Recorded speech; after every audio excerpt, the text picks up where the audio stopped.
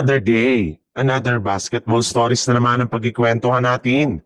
At ngayon nga ay ang balitang dalawang bagong player na makukuha ng Los Angeles Lakers. At ang balitang kukunin na nga daw ng Golden State Warriors si Giannis Antetokounmpo. Dahil nga sa pagkatalo ng Lakers ay nireal talk muna nga ni LeBron James ang kanilang kupunan. Matapos nitong sabihin sa isang interview na napaka-predictable nga daw ngayon ang opensa ng Lakers. Since isa o dalawang player lang naman nga ang nakakahawak ng bola sa kanilang bawat possession at gameplay. Nagiging stagnant nga daw ang kanilang opensa at hindi man lang nga daw umiikot ang bola sa lahat ng kanilang mga manlalaro.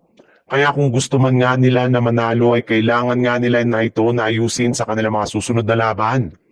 Dapat nga na makasali ang lahat ng kanilang mga players sa kanilang mga ginagawang plays upang sa ganun ay mas maging maayos ang flow ng kanilang opensa.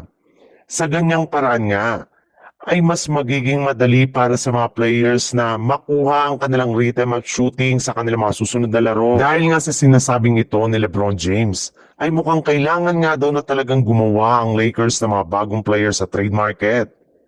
At base nga sa kalalabas pa lang na balita, ilan nga daw sa mga player ngayon na target na makuha ni Rob Pelinka dito ay sina Herb Jones at Keon Ellis, na pare-parehong mga role players na magpapalakas ng gusto sa lineup ng Los Angeles Lakers.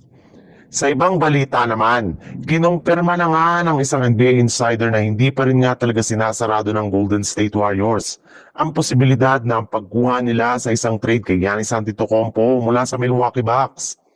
Mismo ang kanilang team owner nga ang nagsabi na gusto nga na makakuha ng isa pang malaking pangalan sa NBA na maipangtatandem nila kay Stephen Curry para sa ikagaganda ng kanilang future sa kanilang prangkisa.